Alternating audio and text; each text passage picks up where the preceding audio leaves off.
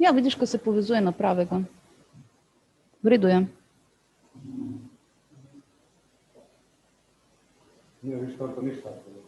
Ne, zato, ker tam se bo 4:30 štartalo. Glej, AE, moj naslov imaš tu. Jasno, ki sem ga kopiral. Ja. Daj, pošli onim od Arsa to.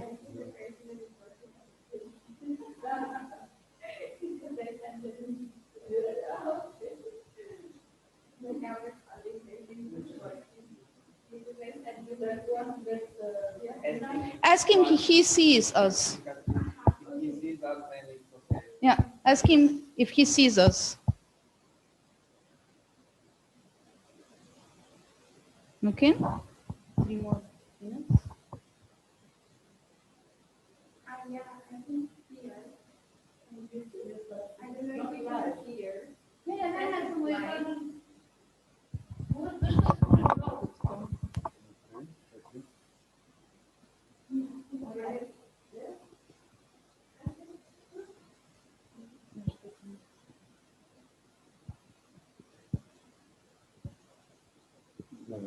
Veš, kad pridem na tvoj kanal, kliknite spodaj, Adriatic Garden, in to je zdaj. Prosim, to pošliš, to je... To sem že si poslal, zdaj bom poslal direktno. Zdaj bom pošljem poslal. In to je v dame dom, tudi da sem to več ne motni. Okay.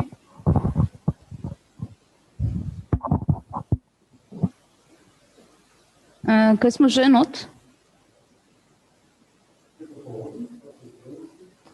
Na WhatsAppu jih imaš, na WhatsAppu so one. WhatsApp. To so na WhatsAppu one.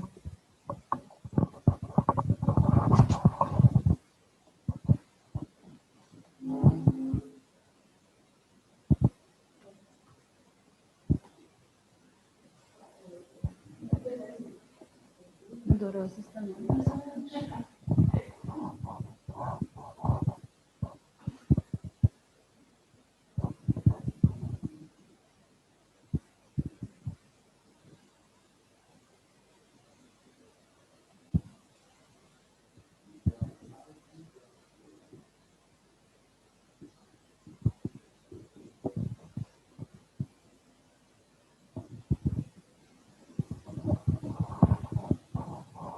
Okay, 1 more minute and we are live.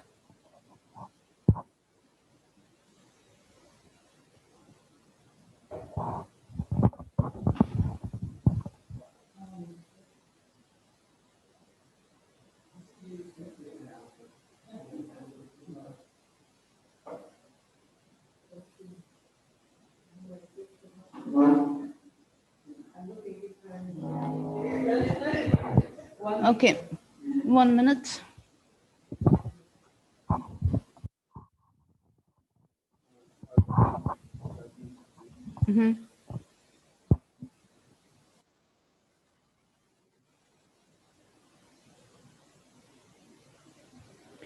Hello. I would like to say hi to everybody, and I'm really, really pleased to have this roundtable today. First of all, I would like to thank to NGO PINA in Koper to host me here with Adriatic Garden program.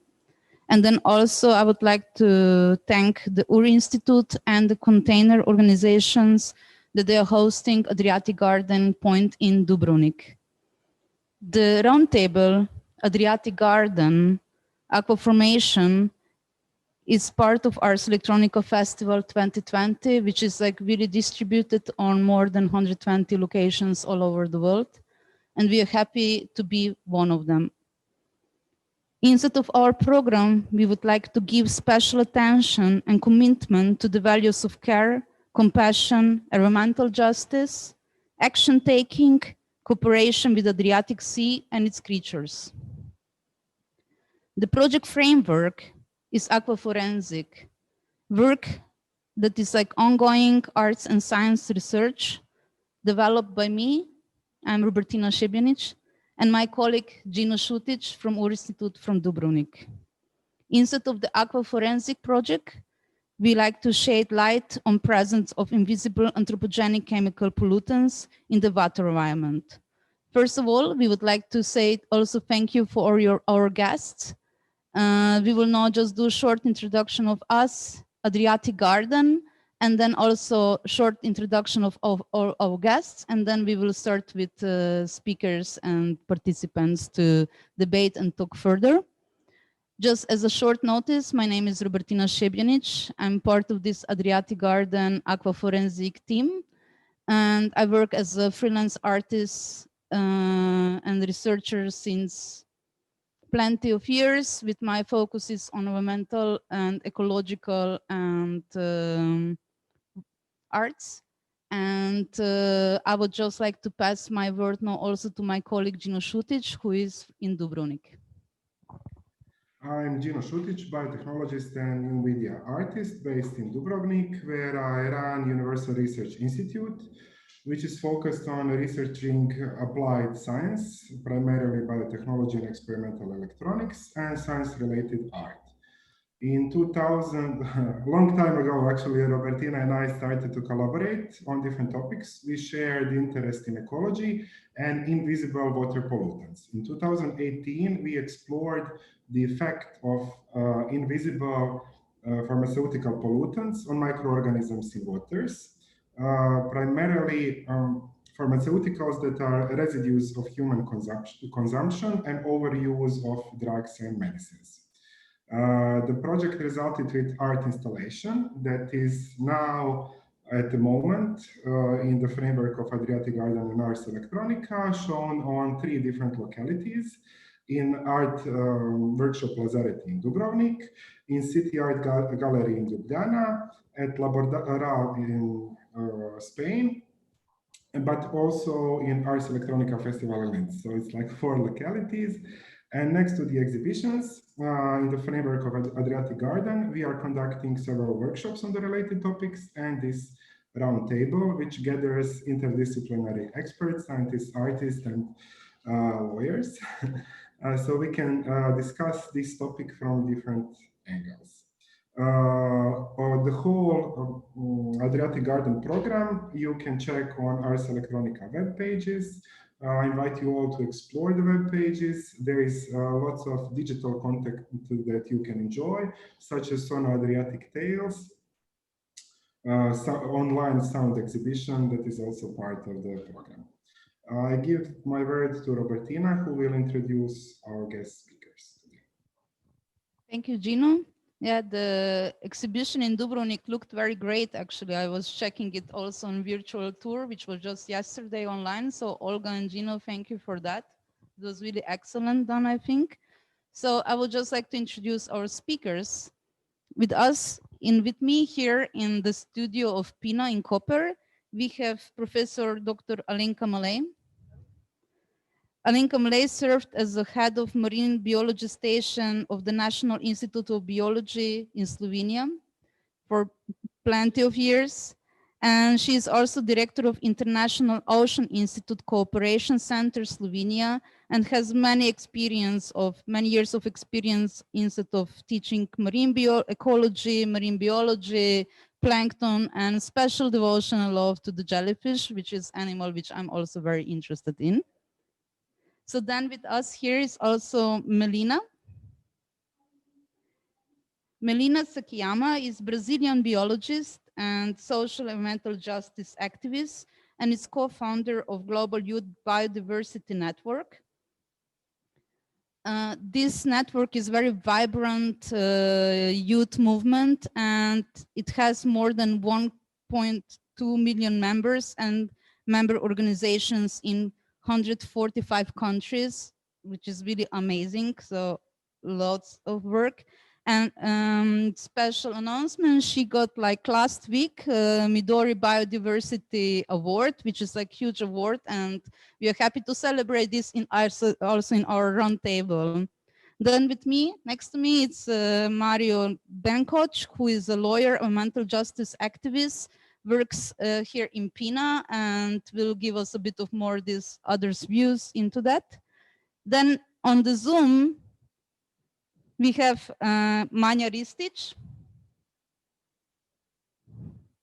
who is a violinist, sound artist, curator, researcher, working a lot on the soundscape compositions, sound ecology and ecology of environmental sound imprint.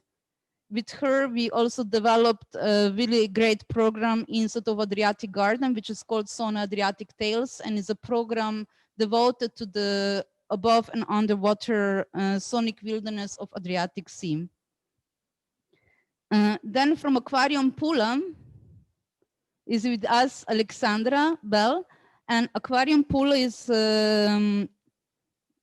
a great institution working in Croatia and Istria with really strong devotion to ecology and conservation. So Aleksandra will give us also some of the insight into their activities and what they're doing. And also Aleksandra is head of the department of Aquarium Pula.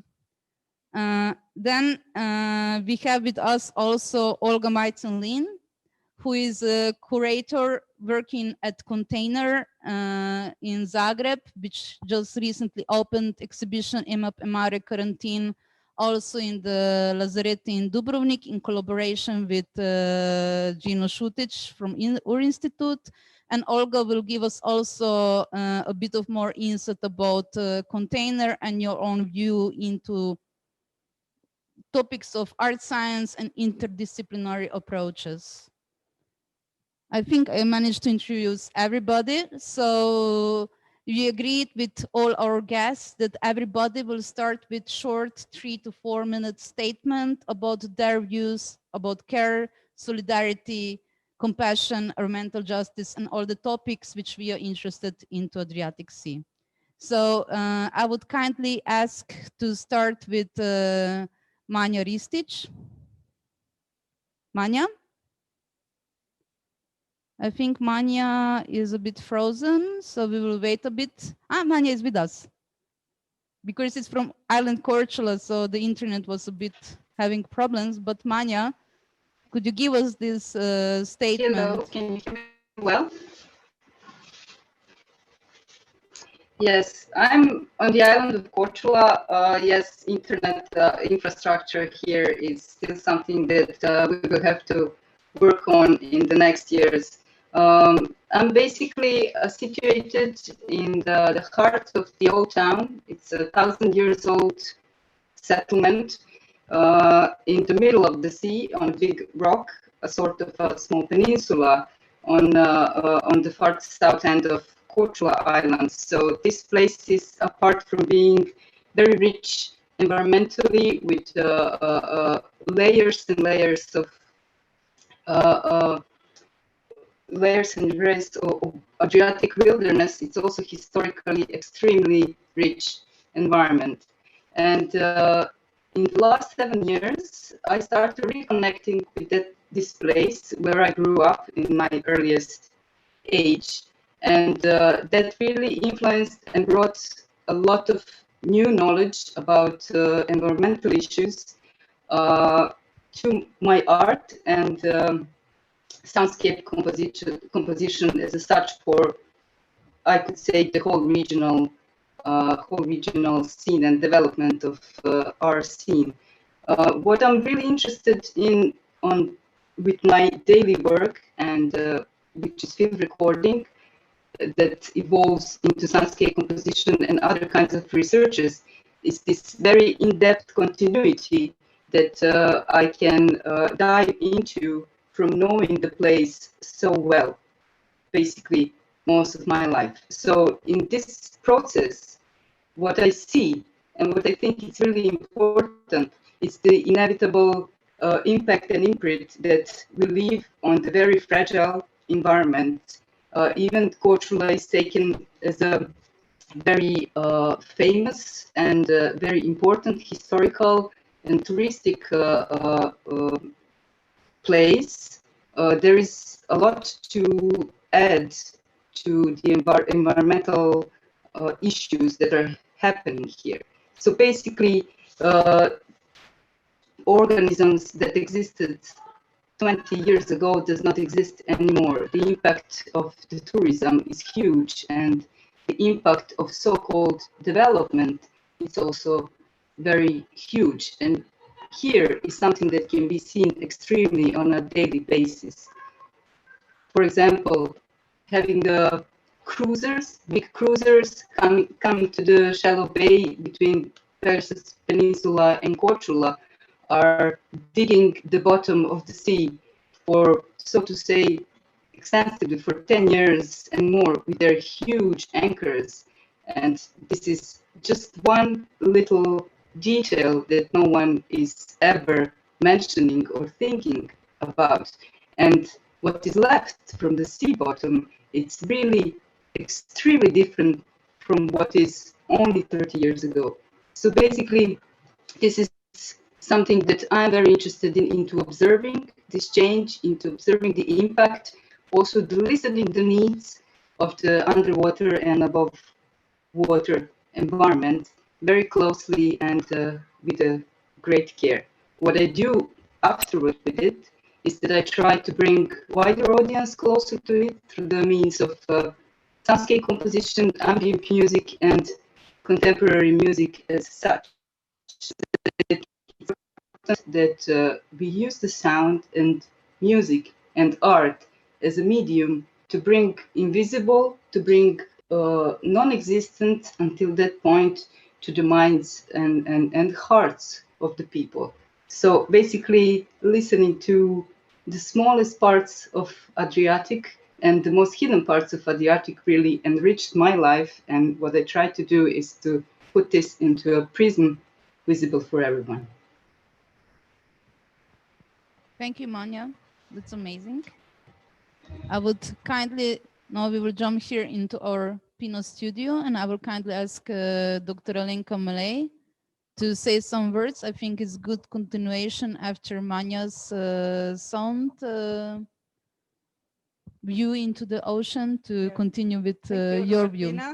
Hello, everybody. I'm a marine biologist, and I'm studying coastal marine systems for many years, in particular in the Adriatic. But I have also taken part in several research expeditions around the world in seas like the English Channel, Ariake Sea in Japan, Guelfo Nuevo, close to Argentina, and the Mediterranean, of course, very different parts. So I would like to introduce to you the Adriatic as a natural system. It is a very heterogeneous system because we have in the northern part, it is shallow, it gets a lot of fresh water bringing many nutrients into the sea, and it cools substantially during the winter. This enables to survive also some cold water elements that are not so typical of other parts of the Mediterranean and the Adriatic. In contrast, the southern part of the Adriatic is significantly deeper, much more under influence of the warm waters from the Mediterranean. We also have rather big differences between east and west coast. On east, there are rugged mountains with the rocky shores and rocky bottom, while on the western side, we have a sandy beaches that are inhabited by quite different communities.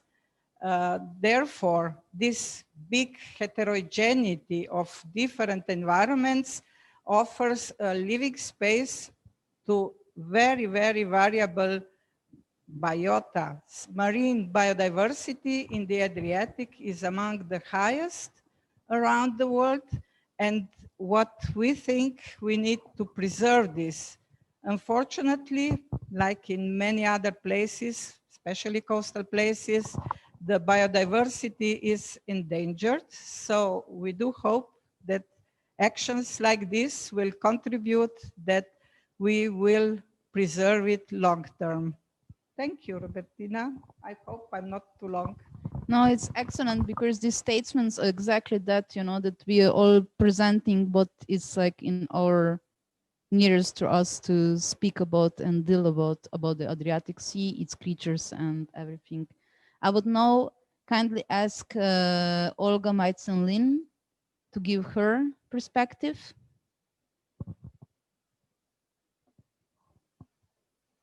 Olga? Yes, hello. Nice to see you, everybody here gathered here. So I'm, as Robertina said, from organization Container, Bureau of Contemporary Art Praxis from Zagreb, and we exist from 2002. And we are engaged in curatorial work and organization of art festivals, public events, education and social theory.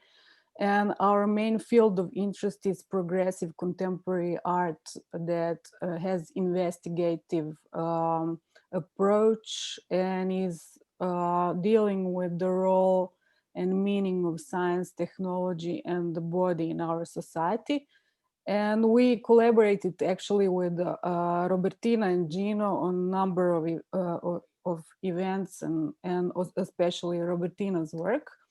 And one of the great examples of this interdisciplinary collaboration was actually the work that Robertina, you did with Aquarium in Pula with Aleksandra, where Container was hosting Touch Me Festival in Zagreb. And I cannot stress enough the importance of this kind of collaboration between different fields to somehow get the best results. That was basically the first introduction between Aquarium in Pula and your artwork. So I think also this project is very, very exciting to me because it looks like some kind of a beginning of creating of interdisciplinary platform that can deal with some very important topics connected to Adriatic Sea and creatures inside, and also very important topics like pollution, climate change, and effects that it all has on Adriatic and this environment. I also want to add that we just opened this exhibition, Quarantine, in Dubrovnik, in the space of quarantine.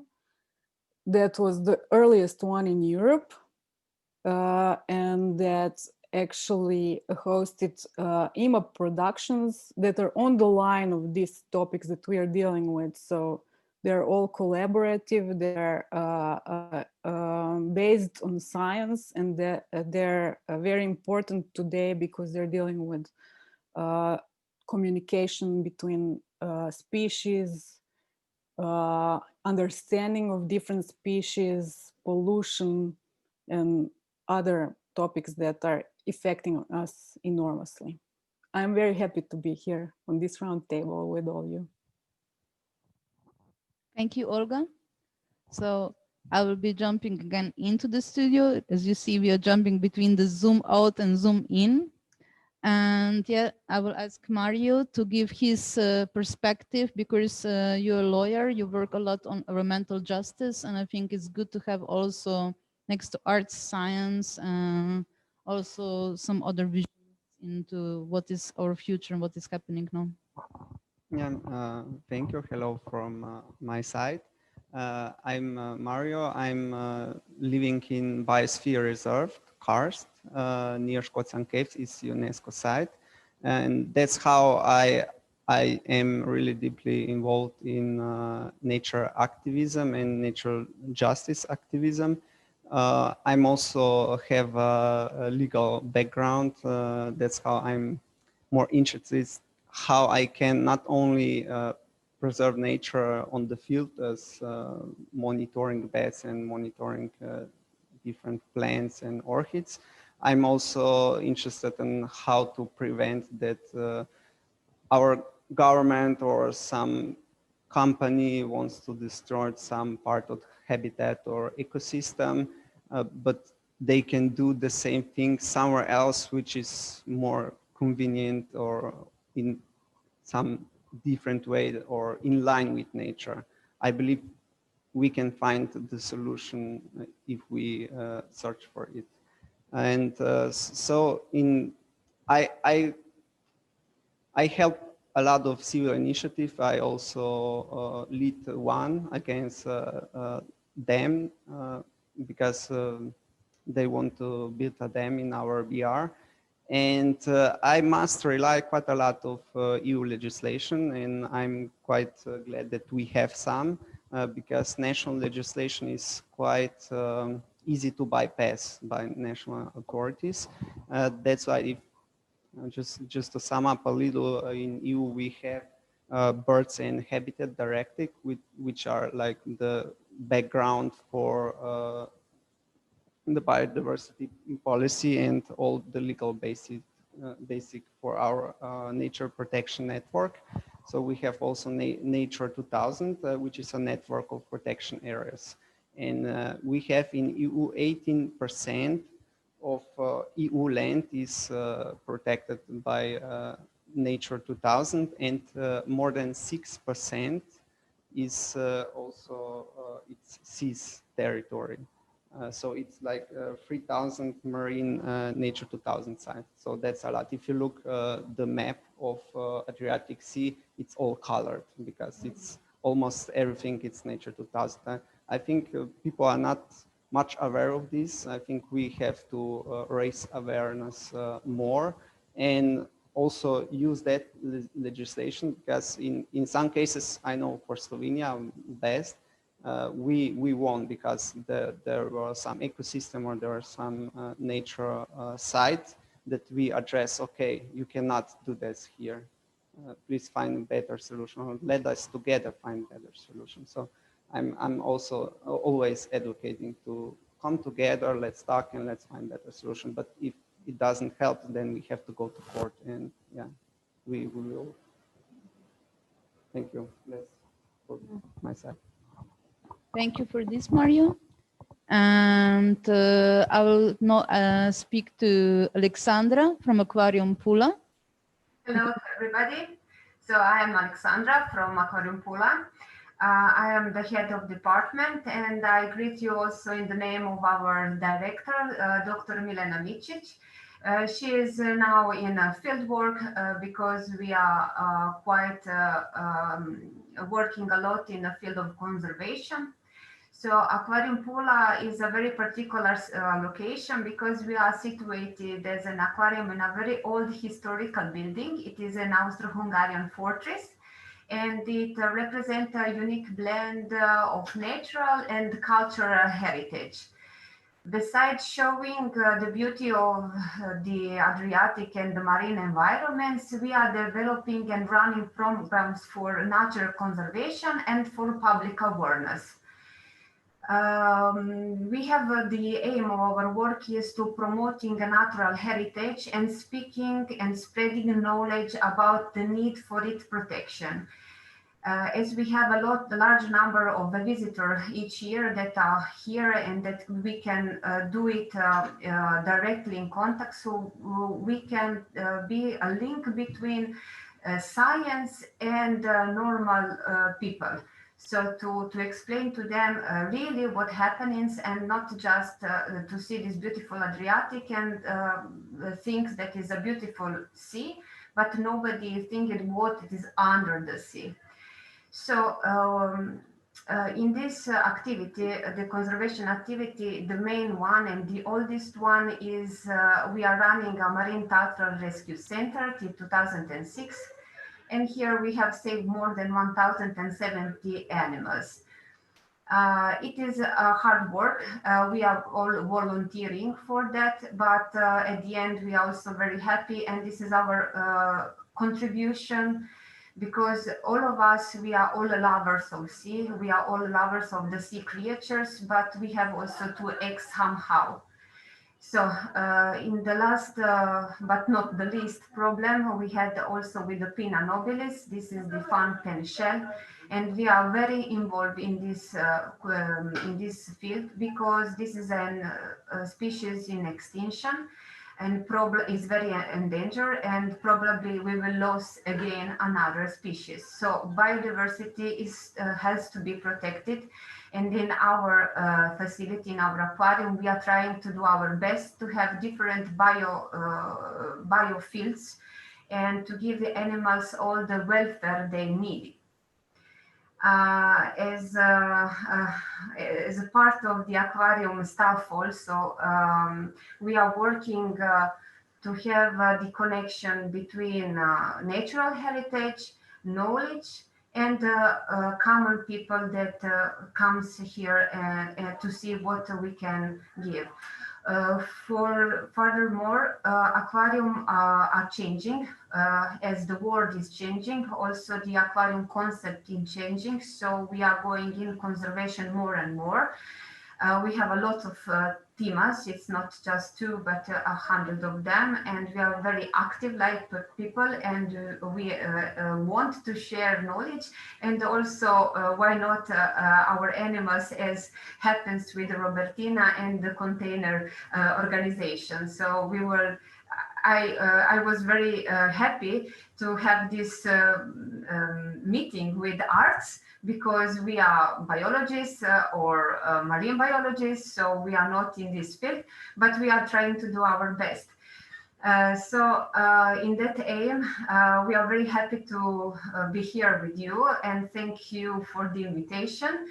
And now I'm looking forward to other things that can emerge by this roundtable. Thank you. Dear Alexandra, thank you for your presentation of the aquarium pool and your amazing work also. Thank you. And now we have also Melina with us.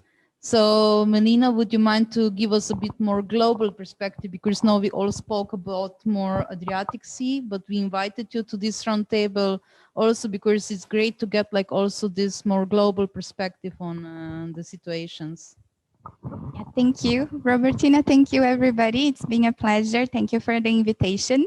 So I am a Brazilian biologist by training, but it's been quite like a couple of years, like more than 10 years now, that I've been focusing on biodiversity governance, policy, and youth engagement.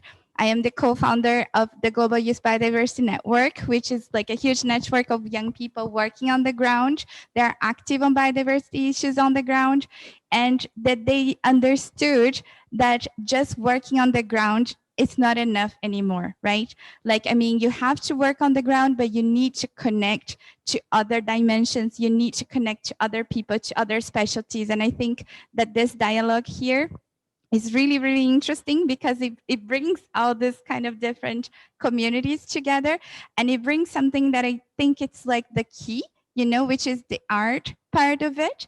Because as a biologist and as a person that is going to United Nations meetings all the time and trying to communicate to policymakers and to the people that actually take those decisions, why is it important that we conserve it? Why it is important that we keep it? Why this matters to us? You know, they don't listen anymore to science, right? They don't listen anymore to people in general. So what can we do? And this is what we are trying to do as the network. And collectively, we have been understanding perhaps that's what social scientists knew way before, that people take decisions based on their emotions. People take decisions based on what they feel. And it's not anymore just enough to talk about communication. It is necessary to talk about how to evoke those emotions, how to transmit those emotions, how to express those emotions so that people are motivated to take the right decisions. Right. And I think this is perfect here because art is one of, the most beautiful ways that we can express what we feel, and what we all feel is like this love for our community, our nature, like the sea and so on. And you all have very, very interesting ways in how to engage the public and how to make people express this love. Right. And I think this has been like something that we as a network, we have been focusing also. And like more and more at the negotiations level at the UN, for instance, people are understanding more this dimension of art and this dimension of like, okay, new forms of engagement and new forms of communication. So just like to wrap it up, like I am coming from like the global sort of level. I am working with the Convention on Biological Diversity that tries to bring all countries together to decide on policies at the international level that are going to affect like the countries, and that the countries are going to take commitment into that. And for that to happen, you know, we need civil society mobilized, like on the ground. We need like people to talk about, to make pressure into the government, to do civil initiatives and so on. So like, I am seeing myself more as a bridge builder, you know, and I'm seeing that all of us here in this roundtable plays a little bit of this role. And I think it's really like through this bridge building and bringing different communities together and seeing what brings us in common, right? What like brings us together. This is how we are going to be able not to only communicate, but to make people feel why this is important and why we should conserve it. So thank you. Thank you for this beautiful statement also. And it's also very important. In our work, like with Gjino Šutić, we also speak a lot about empathy and solidarity with oceans and seas. In relationship, you know, like also exactly that, you know, how to find that, you know, how to go beyond art, science, and all our knowledges, but what is the empathy? Where is the levels that we can connect with it? And for the second round of the round table, I will give now my word to Gjino Šutić, who will be now our moderator for the next 25 minutes. Yeah, thank you, Robertina. Thank you all. We tackled most of the topics that we wanted to tackle on this roundtable, which focuses on the social technological relationship with the seas. And now I would kindly ask each of you specifically to give us your comment, reflection on the current situations, ecological situations which are happening in the Adriatic Sea, and what's happening from your perspective, and how do you see we could take like better care and better relationship with the seas, and where do you see this interdisciplinary approach to be useful in tackling current ecological situation. So we can do the same circle. So I would like to start with Manja. Here I am. All right. Yes, I'm very moved really by such amazing crowd, and it feels like, you know, finding your own tribe after quite a while. I'm really interested into grassroots initiatives, and I think this is very important. The civil education being now part of the small community on the island of Korčula, and the island communities are quite specific communities. What I see here as a sort of a problem, it's really a political issue, the way environment is taken for granted. But on the other hand, the sea and the environment and the history of it, the history of cohabitation, it's really the most important identity of the people living on the island.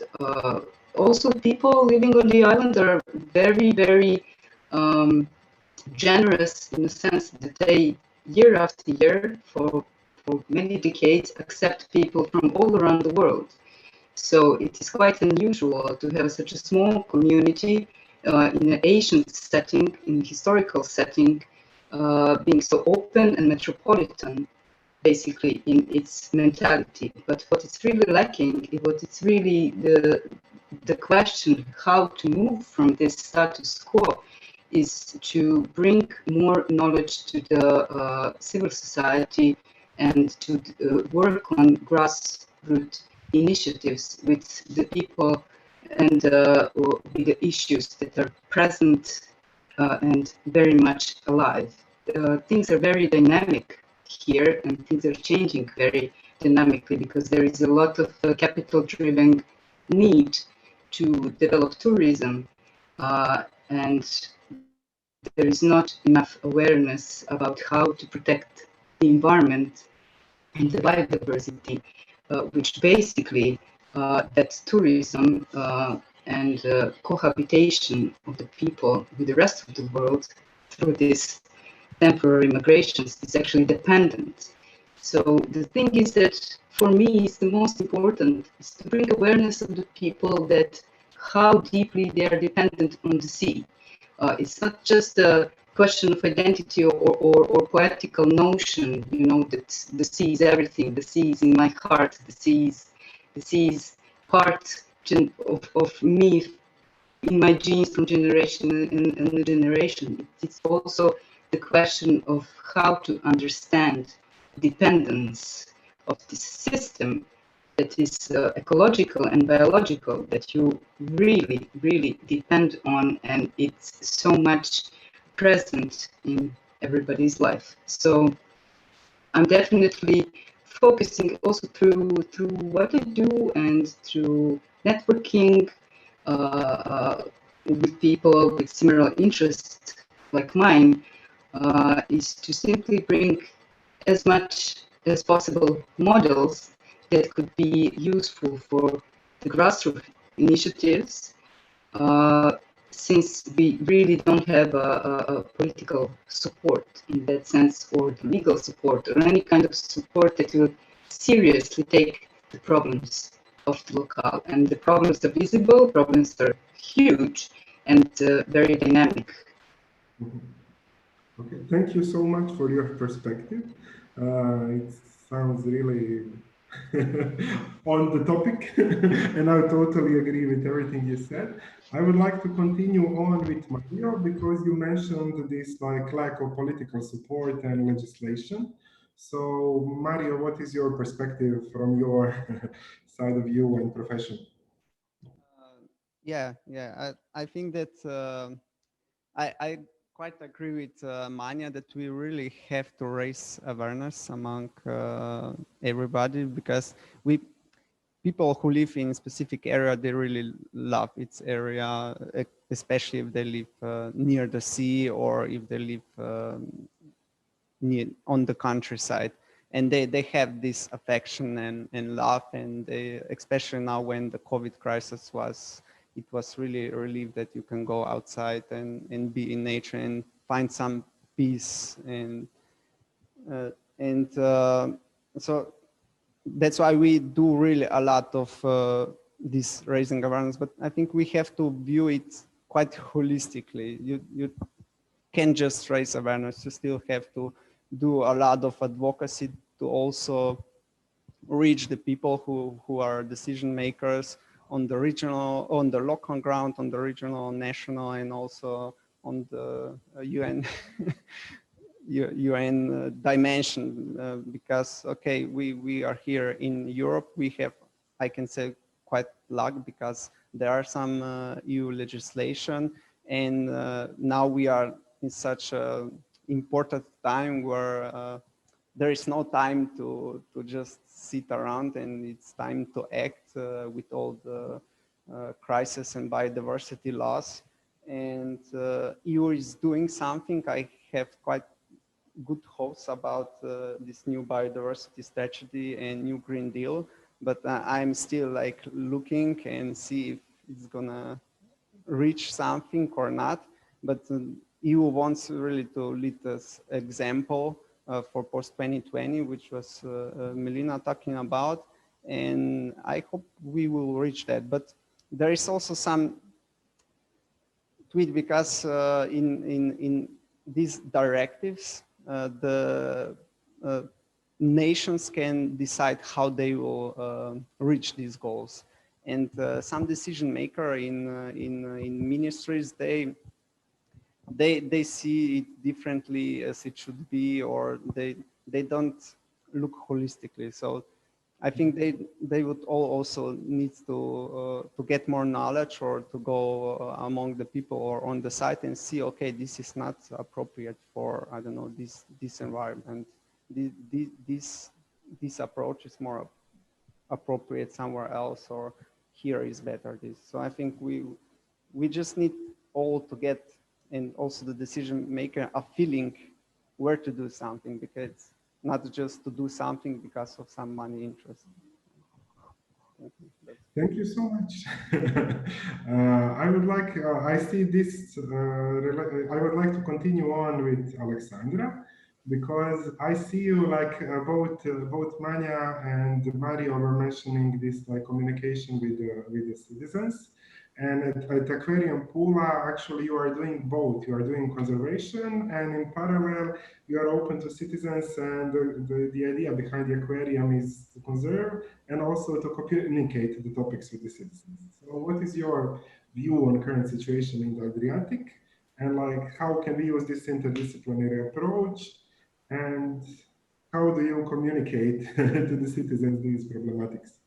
Actually, I can speak for hours about that because the aquarium, we are private aquarium, and so we are doing effort to communicate, to create emotion, because you have to do an exhibition and you have to raise awareness about perhaps climate changes, plastic in the sea, and all that topics that are very hard, and people are a little bit sometimes also their mind are full of information, and they actually do not recognize the importance of the topic.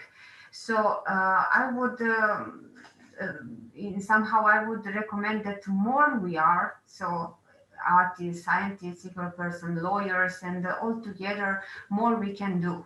Because people are different. People are searching for some beautiful peace. Nature is disappearing. Biodiversity is disappearing. So at the end, the aquarium made this ecosystem, and maybe we will be the place where you can see what was once, how the Adriatic should looks, because we are losing this environment.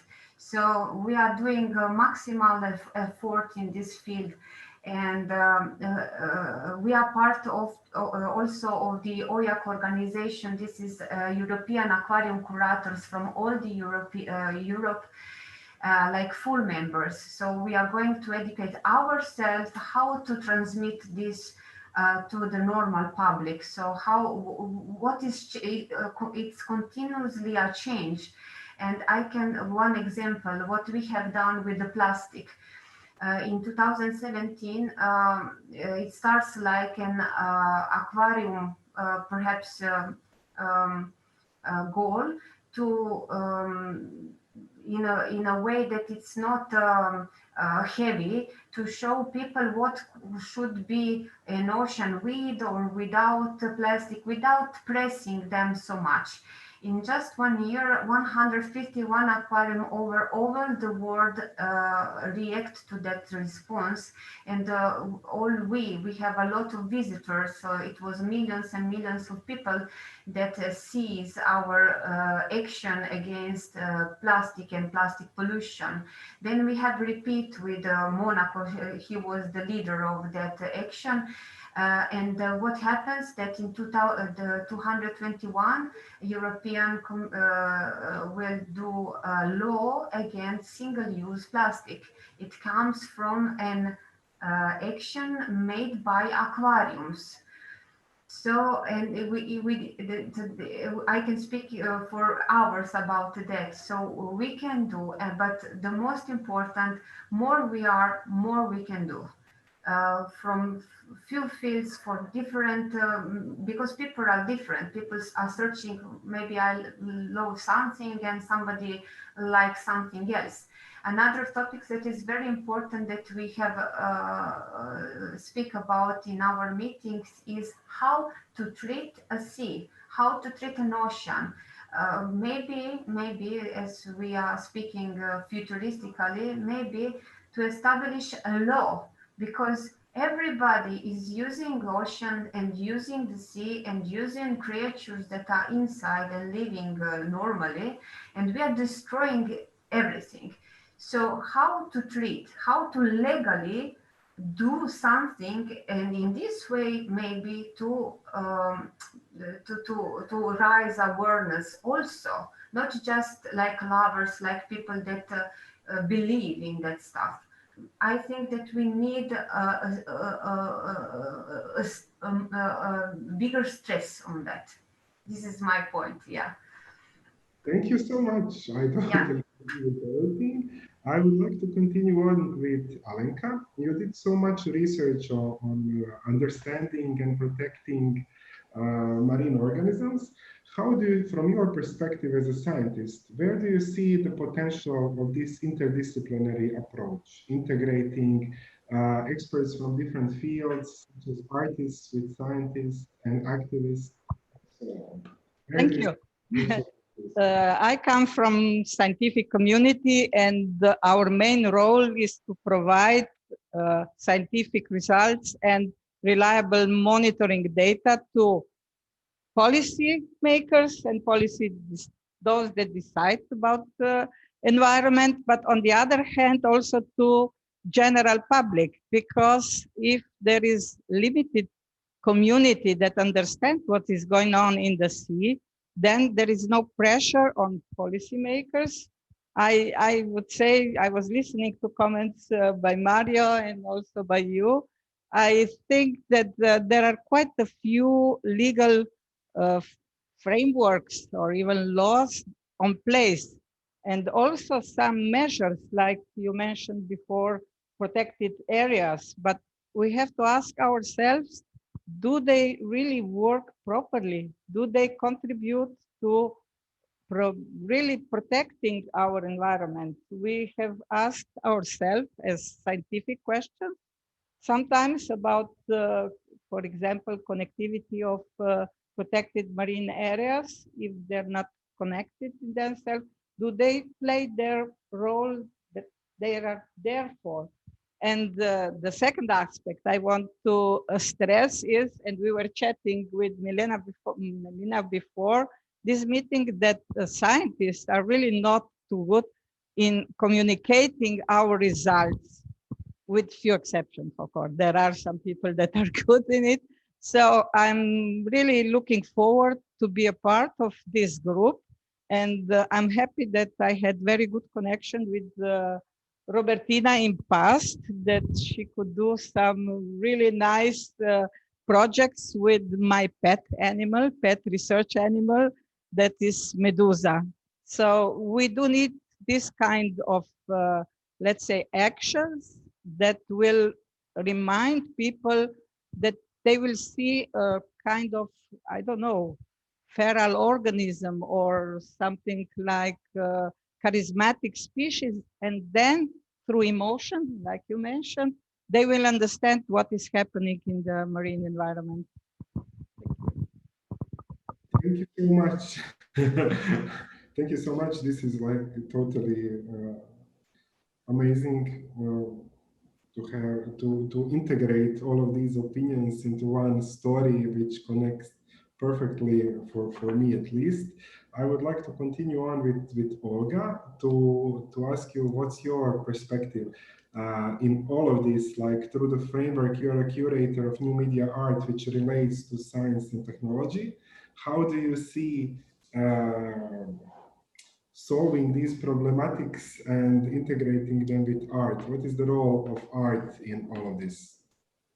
Well, I would like to add to Dr. Alenka, because she was talking about scientists not really being the best people to present the results they have.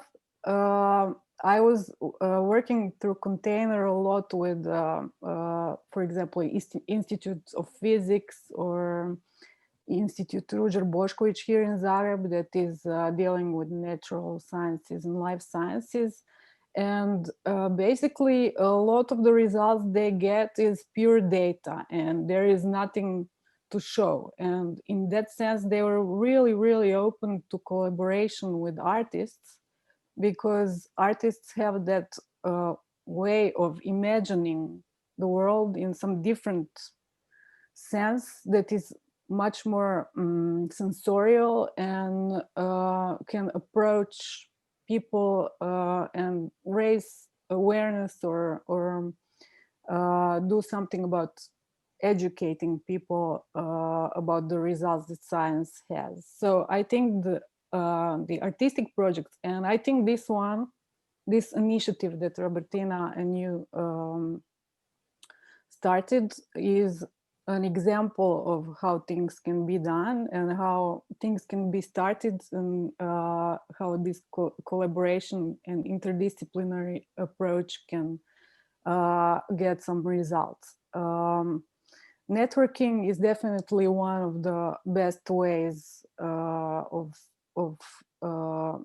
getting this civic education and knowledge in. And then after that, I think when the knowledge is there and communities are aware of the problems, then the politics is starting to change. So there is some kind of a order in this kind of things. Also, I think from the perspective of culture institutions, it's always interesting when you see those institutions that are groundbreaking, like, for example, Ars Electronica Festival, that are having their own labs and their own people that are working on projects. And then artists not just collaborate with, for example, scientists on their data and getting a small amount of time in the lab, but they get the keys of the lab and 24/7 attention, which is important also to develop the projects and raise questions which are completely different than the ones that scientists are posing. Super, thank you so much. We are in the last 3 minutes, so I would like to finish up with Melina and ask you what is your view on all of this. Like, we talked about specifically Adriatic Sea, and we all come from this region. We all deal with local issues. What is your view from the global or European aspect on all of this like interdisciplinary approach, how to connect like action takers, citizens, scientists, and artists? Thank you so much, Gjino. So for me, it's really nice to hear about all these local perspectives, because obviously, like, you can relate it to the global. I mean, it's a microcosmos, what is going on here in the Adriatic Sea, and then what is going on in the global level is absolutely the same. Like, we are at the verge of like a mass extinction. We have more than 1 million species at risk of extinction. Like, you can find those reports online, especially by the Intergovernmental Platform on Biodiversity and Ecosystem Service that has a very good report. And finally, science has come together to understand why we are at this stage, right? And the state and the situation is because of ourselves. It's because of how we have prioritized different values, right? This kind of business as usual sort of values of like consumption, destruction, and all this sort of like this disruptive practices without caring for the environment, even though we depend so much on it. And I think also like it's getting more and more clear at the global level how all of this is interconnected. So even like here at the Adriatic Sea, you still have influences of all the other seas around. You still have impact from what the people are doing and the cargo ships they're passing and the cruise, the tourist cruise boats that are coming here. And like, in this world, in this globalized world, we cannot only think about the local anymore or only think about the global. We need to build those bridges in between these two perspectives, because otherwise we are not going to be able to solve or manage any of our problems. So I think like the way to go, the path forward is through this dialogue. It is through communicating with different types of people. It is evoking emotions through arts and through the sensorial experiences. I think Ars Electronica is a great example on how you can connect science, culture, and arts.